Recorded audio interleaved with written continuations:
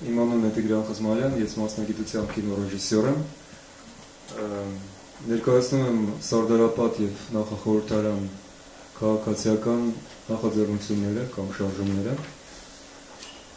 Ես բերել եմ հետս ֆիլմեր, որոնց մի մասը այսօր կցուցադրեմ եւ երևի թե դրանից մեծ մասը հենց ֆիլմեր դիտելու համար է եկել, որի համար հատուկ շնորհակալ եմ։ Ցուցադրելուց առաջ, եթե թույլ տաք մի քանի խոսք, իսկ ցուցադրելուց հետո եւ ընթացքում եւս մի քանի խոսք կուզեմ ասել եւ լսել ձեզնից։ Oui, bonsoir, donc je suis Tigran Khazmalian, je suis metteur en scène, donc je représente le mouvement civil arménien qui lutte justement pour... Sardarapat et pré-parlement. Sardarapat et pré-parlement.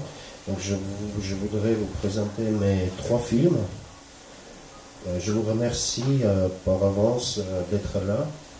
Et je voudrais ajouter quelques mots avant de présenter les films.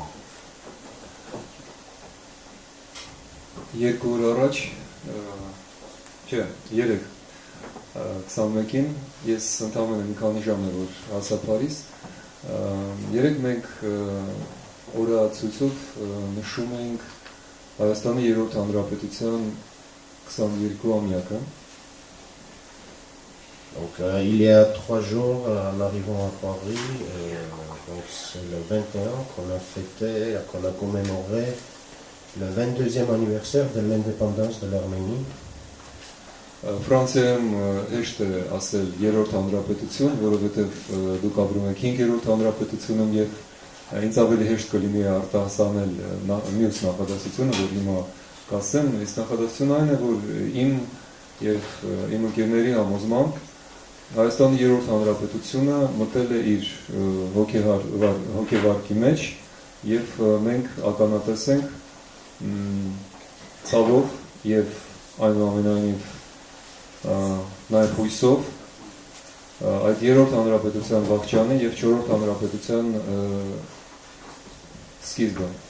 Donc il est facile de dire en France qu'on est en 5e République, mais malheureusement la 3e République arménienne est en agonie. La 3e République arménienne est en agonie. On va probablement être témoin de son décès et la naissance de 4e République.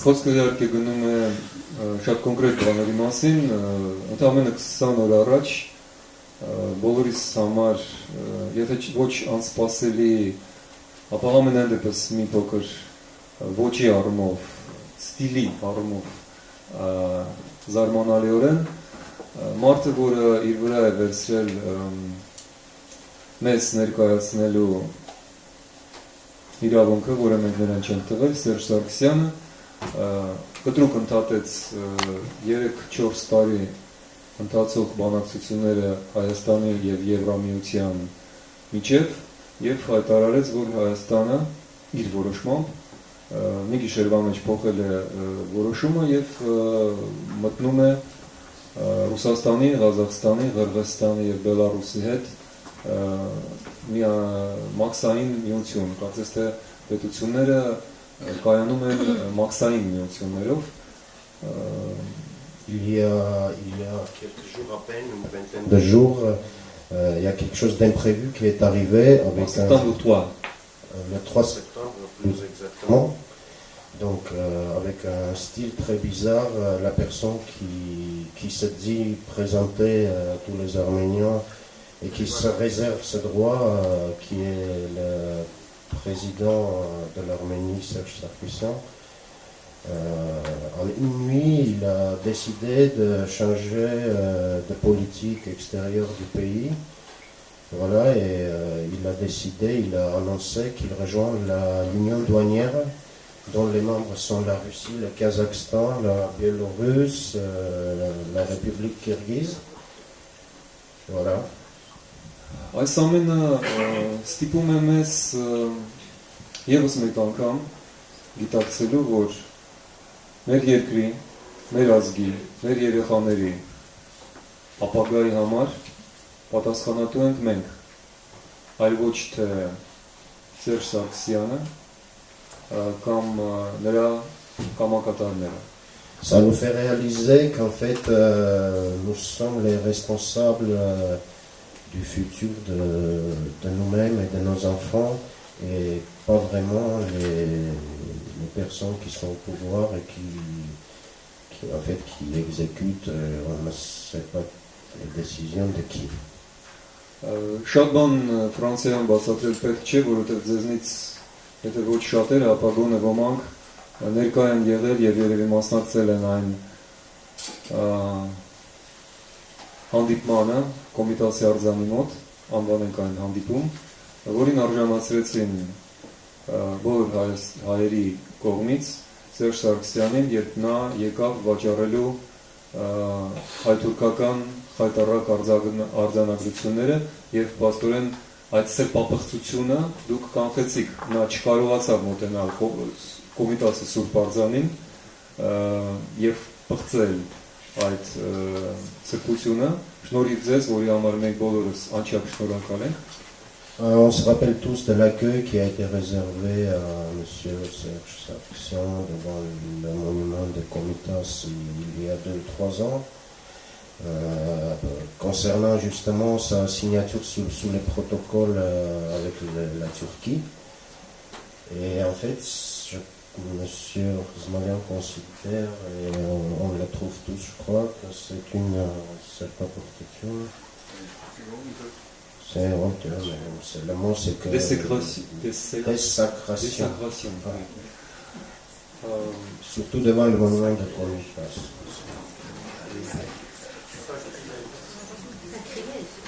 Sacrilège, voilà.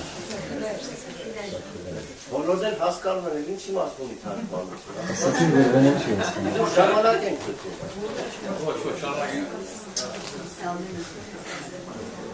Խումբը, որը ես ներկայացնում եմ, անվանում է իրեն նախախորհրդարան, պարլաման։ Սարդարապատ շարժումը, որը ստեղծվել է ավելի շուտ, նախաձեռնել է այդ նախախորհրդարանը, եւ դա ոչ կուսակցական կամ ավելի շուտ վերկուսակցական շարժում է, որը նպատակ է դրել հասնել Հայաստանում համակարգի փոփոխության։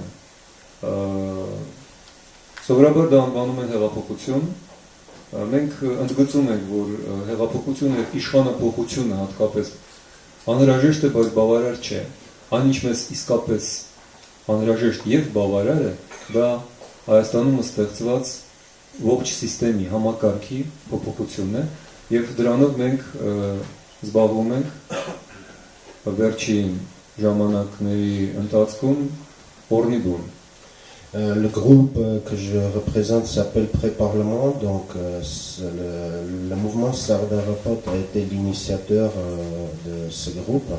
Donc le but de notre activité est le changement du système. D'habitude on appelle ça une révolution, mais en réalité on considère que le changement simple au pouvoir des gens, au pouvoir, ne suffira pas, et la condition vraiment nécessaire et suffisante, c'est le changement du système politique.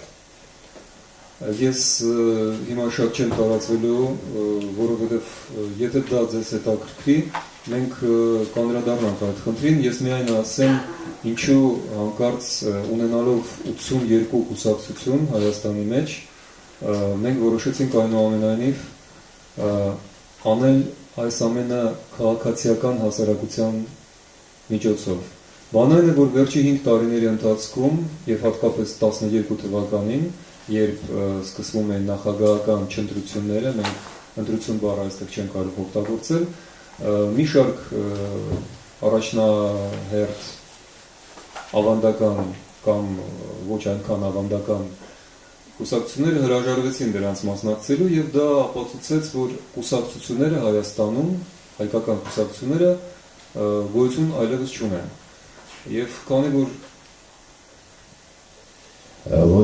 Donc si le sujet justement de ce changement du système vous intéresse, on en reparlera bien sûr plus tard. Je voudrais juste préciser qu'en 2012, quand les soi-disant élections démarraient, et je mets l'accent sur le mot soi-disant parce qu'on ne peut pas appeler ça des élections, on a justement on a démarré ce mouvement, et il faut dire qu'il y a 82 partis politiques en Arménie. Et la question, c'est pourquoi on a choisi la société civile justement pour faire ce mouvement, car le mouvement il est au-dessus des partis politiques et tout le monde est bienvenu bien sûr à la réflexion. Et donc en 2012 justement, quand les élections ont démarré, les non-élections, on a été témoin que certains partis traditionnels ou pas ont tout simplement refusé d'y participer, ce qui les a mis vraiment hors jeu. Ils ont démissionné de leur responsabilité. Tout à fait, oui. Qui ne signifiait rien. Tout à fait. Non, non, mais Tarkmanoutuun. Ah, Շնորհակալություն ենք այդքան դժվար։ Okay. Ես այս ամենը ասում եմ, որովհետև ձեր ուշադրությունը ուզում եմ սերվել մի շատ կարևոր բանի։ Ընդհանրապես աշխարհում քաղաքական կյանքը մարդիկ չեն զբաղվում քաղաքականությամբ, դրա համար կան կուսակցություններ։ Մենք զբաղվում ենք մեր սովորական կյանքով, մենք մեծացնում ենք երեխաներին, գրում ենք գրքեր, սիրով ենք զբաղվում, գողանում ենք, ֆիլմեր ենք նկարում, հազար ու մի բան։ Բայց երբ որ ողջ երկիրը եւ ազգը, որը ավելի մեծ է, քան երկիրը եւ ծավալուն, կանգնած է ոչ թե անդունդի եզրին, մենք արդեն անցել ենք այդ եզրը։ 20 տարվա մեջ Հայաստանի բնակչությունը կիսով չափ պակասել է։ Ոչ մի երկիր աշխարհում չի ունեցել այդպիսի կորուստ։ Սա նշանակում է, որ Հայաստանի դեմ պատերազմ է մղվում, եւ մենք պարտվում ենք այդ պատերազմը։ Normalement, dans les pays plus ou moins fonctionnant normalement, les gens simples ne s'occupent pas de la politique, mais nous, on a été obligés de rentrer dans ça. Quand tout le pays, même au-delà, la nation entière est devant, est en train de tomber dans une profonde crevasse, oui, en fait, qui est déjà tombé dedans, là, il faut vraiment intervenir. En 20 ans. Hein. En 22 ans d'indépendance, on est arrivé, on a dépassé les limites. Այսօր Հայաստանում 2 միլիոնից քիչ ժողովուրդ է ապրում։ Մենք այլևս չենք կարողանում բանակի համար ավելի քան 16-17 հազար զինվոր հավաքել։ Մենք արդեն ազգային անվտանգության բոլոր սահմանները հնարավոր անցել ենք եւ Հայաստանի ազգային անվտանգությանը ամենից շատ սպառնում է Հայաստանի իշխանությունը։ Il faut savoir qu'il y a actuellement un peu moins que 2 millions de gens en Arménie, ce qui est un danger pour la sécurité nationale, quand rien que pour l'armée, on a déjà du mal de recruter. Et du mal à recruter plus de 15-16 000 soldats par an, et que le plus grand danger, c'est pas l'extérieur, c'est les pouvoirs actuels de l'Arménie. Le plus grand danger pour l'existence de la nation et le roman, ça fait le pouvoir. Ահա ինչու մենք նախկին զինվորականներ, ուսանողներ, դասախոսներ, բժիշկներ, ճարտարապետներ, պարզ քաղաքացիներ, ձեր նման քաղաքացիներ հավաքվեցինք եւ որոշեցինք, որ այլևս ոչ ոքու չենք կարող վստահել մեր երկիրը եւ մեր երեխաների ապագան, ոչ մի կուսակցություն, ոչ մի քաղաքական առաջնորդ, ոչ մի փրկիչ, ոչ ոք, բացի մեզնից։ Voilà pourquoi on s'est rassemblés des simples médecins, militaires, des gens de différentes professions et on se dit qu'on ne peut plus, confier l'avenir de nos familles à d'autres gens que nous. Au parti politique. Ou aux partis politiques, au pouvoir, en fait, on ne peut plus leur confier cet avenir.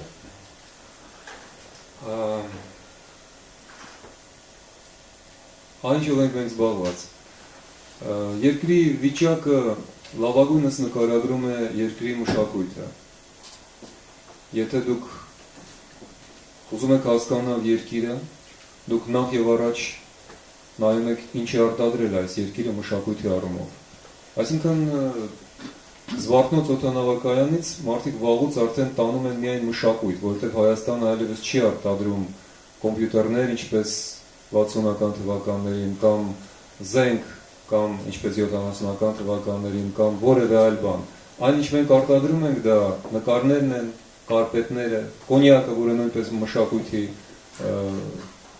արդյունք է, ֆիլմեր, այն ինչ ենք մենք արտադրում։ Դեռևս։ Pour comprendre un pays, il faut voir sa culture. Et aujourd'hui,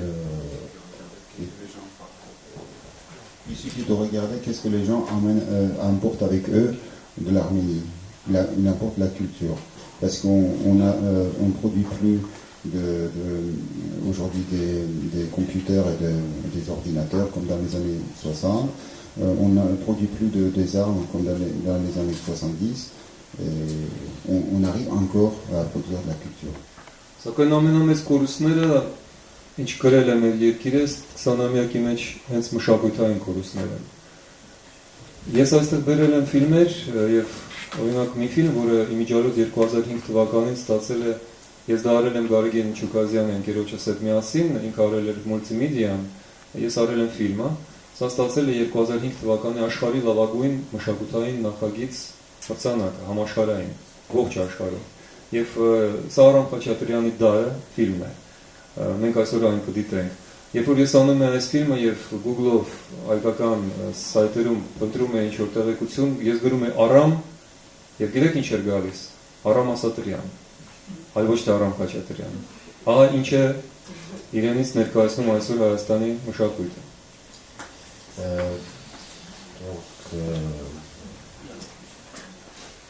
Malheureusement, aujourd'hui, la plus grande chose qu'on perd, c'est justement les pertes culturelles.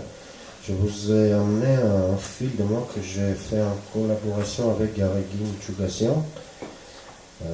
Ce film a été élu le meilleur projet culturel au monde. Et donc il s'agit d'un film qui s'appelle Le siècle d'Aram Khachaturian. Et ce qui est intéressant, c'est qu'en faisant une recherche dans Google par le mot Aram, malheureusement, je n'ai pas tombé sur Aram Khachaturian, mais sur Aram Asatrian. Ce qui est malheureux. Որպեսզի հասկանանք ինչ-որ բան մեր ապագայի եւ ներկայի մասին, պարզ է, որ պետք է հասկանալ մեր անցյալը։ Ես որպես ռեժիսոր ինքս եկա այսօրվա իմ քաղաքական, գաղափարական համոզմունքներին իմ աշխատանքի արդյունքում։ Ես արեցի մի շարք ֆիլմեր, որոնց ընդհանուր անվանումն է Հայաստանը 20-րդ դարում։ Donc, pour comprendre le passé, enfin, pour bien cerner l'avenir, plutôt, il faut bien comprendre le passé. Et je suis arrivé à cette conclusion et en faisant mes travaux. Arménie, le siècle dernier, c'est ça, le 20e siècle. Ouais.